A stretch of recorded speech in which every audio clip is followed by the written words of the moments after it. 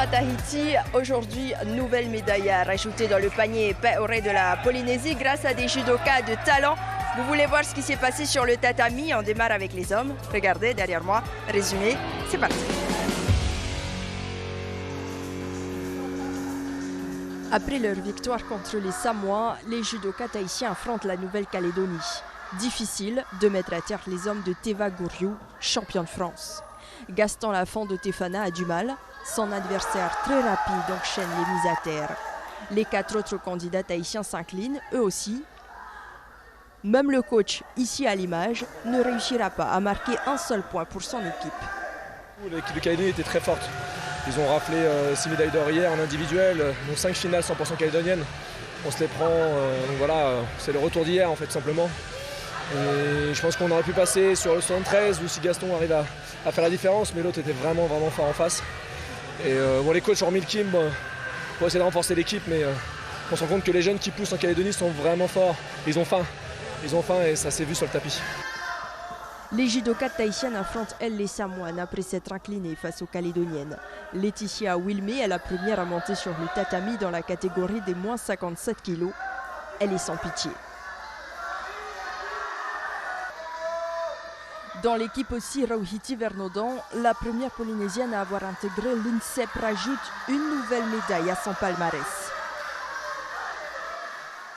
Déjà, il fallait être appliqué sur les mains premièrement. Donc du coup, les filles ont fait le travail sur le positionnement des mains. Ensuite, il fallait trouver l'ouverture pour pouvoir lancer les attaques. Et puis si ça passe, ça marque. Et sur ce combat-là, les filles ont fait le nécessaire. Une fois encore, les Kagos auront été de sérieux adversaires pour les Tahitiens, mais la sélection reste tout de même satisfaite de ses résultats. Très bon bilan pour l'instant, puisqu'on en était ce matin, avant de commencer, on était à 4 médailles d'or, à 2 médailles d'or, 4 médailles d'argent et 6 médailles de bronze. Et là, on vient de remporter chez les filles par équipe la médaille de bronze et chez les garçons la médaille d'argent. Et cet après-midi, on enchaîne avec les Open, donc on devrait certainement décrocher l'or en Open filles. Ce matin, l'équipe de judo comptabilisait déjà 14 médailles, 2 en or, 5 en argent et 7 de bronze.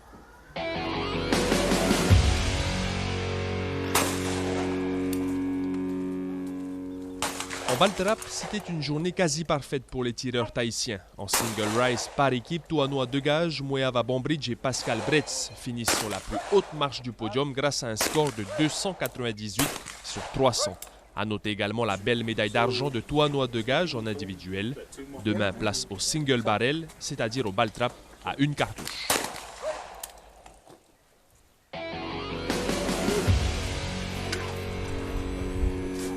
En décathlon, épreuve combinée où il faut enchaîner 4 courses, 3 sauts et 3 lancers, le Tahitien Timona Poareu a fini sur le podium. Grâce à un total de 6 521 points et un record personnel, le Tahitien termine en bronze derrière le Calédonien Florian Geffrouet et le Papou Karoina. Ce décathlon, je l'ai bien vécu. Franchement, j'avais des bonnes sensations durant tout le décathlon. Il n'y avait pas eu de gros hauts et de bas. J'étais moyen partout. Après, j'ai fait 3e place avec un record perso quand même. Je bats pour mon premier décathlon en espoir, en senior, je bats mon record au décathlon junior que j'avais fait il y a 2 ans. Donc je suis assez content parce que je le bats quand même de 400 points. Et je sais que là, cette année, je fais 4e, enfin je fais 3e. Mais je sais que dans 4 ans, je reviendrai plus fort et là, c'est pour la médaille d'or.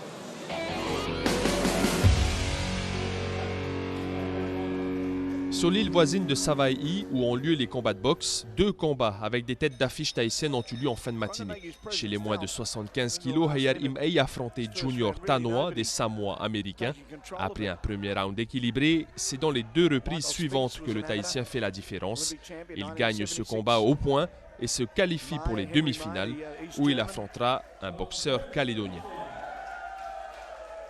Un peu plus tôt, Raphaël Dauphin boxait contre un adversaire fidjien en moins de 64 kg. John Tavoulé est plus offensif et fait mouche à plusieurs reprises. Raphaël Dauphin est même compté au 2e round. Il perdra finalement au point et s'arrête donc en quart de finale. Cet après-midi, 3 boxeurs tahitiens pouvaient encore prétendre à une qualification pour les demi-finales. Entrée en matière difficile pour nos athlètes tahitiens en squash. Aujourd'hui, ils affrontaient les meilleurs joueurs de Fidji, mais ils ont réussi à leur arracher un 7/3. En double mix, les Tahitiens ont du mal à rentrer dans le match face à Fidji. Mais Béatrice et Kevin se repositionnent et frappent et remportent le deuxième set. C'est surtout la première fois que je joue en double sur ce style de terrain. Parce qu'à Tahiti, on a que des simples. Donc on a essayé de s'initier un petit peu, mais c'est vrai qu'aujourd'hui, c'était le moment de vérité. Bon, on a fait 2-1 parce que ça se joue en 3 matchs gagnants, on aura 2 matchs gagnants sur 3 matchs. On a pris un jeu, donc c'est déjà pas mal. Par manque d'expérience, l'équipe mixte finira par s'incliner face aux meilleurs joueurs fidjiens de 7-1. Mais ce match reste une bonne performance pour l'entraîneur. Le terrain double, c'est vachement plus grand, de 1 mètre de chaque côté. Et à Tahiti, malheureusement, nous n'avons pas cette opportunité de jouer sur le double. Donc on essaie de faire l'entraînement sur le simple, mais le positionnement et la façon de jouer, ce n'est pas forcément la même chose et c'est complètement différent.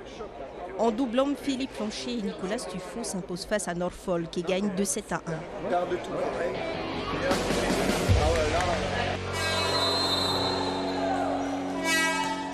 Mauvaise défense au centre et donc des balles perdues. Des smash surprises, feintes, les Calédoniennes assurent les blocs et prennent de l'avance en remportant le premier set. Dès le début déjà, on a perdu le premier set. Le deuxième, on est revenu, c'était un miracle. Mais le troisième, le quatrième, voilà, c'était flagrant. Après, nous, on fait ce qu'on peut dehors. On change, on trouve des trucs, mais elles, au service, elles vont dehors. C'est pas possible de gagner comme ça. Tahiti reprend confiance au deuxième set et égalise au score. Mais c'est sans compter la motivation sans faille des Kagous. Elles reviennent à la charge. Les Calédoniennes ont en elles l'espoir de rééditer l'exploit de 1975 et avec 2 sets d'avance, difficile pour les Tahitiennes de rattraper leur retard. C'est passé qu'il y en a une équipe qui voulait gagner et une autre non. Toutes les balles tombaient chez nous, rien n'est tombé chez elles. Hein, d'ailleurs. Et en plus de ça, on sert tout dehors, donc c'est pas possible de gagner un match, je leur ai dit. Et voilà, c'est tout. Tahiti s'incline 3-7-1. Les filles affrontent ce soir Wallis et Futuna.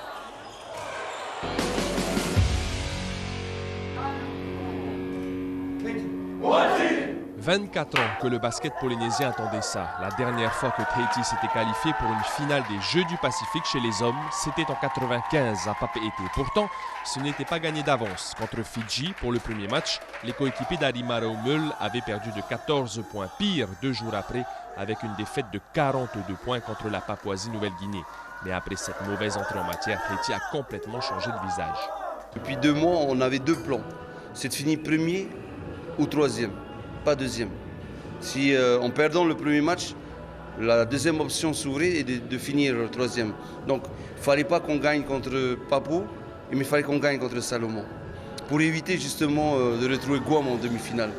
Les basketteurs tahitiens affrontent donc en quart la Nouvelle-Calédonie et la dynamique est tout autre pour arracher une qualification pour les demi. Retrouvailles face à Fidji, mais le rapport de force s'inverse totalement. Tahiti gagne la demi-finale grâce à un shoot au buzzer de Rehiti Somers, une action déjà entrée dans la légende.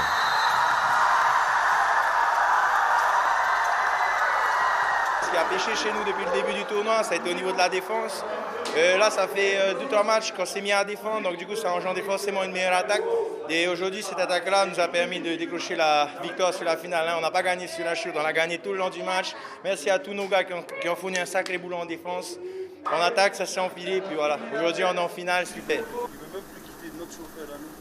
Ce matin, les basketteurs de Tahiti ont effectué un petit entraînement avant de se reposer pour être à 100% pour la finale de ce soir.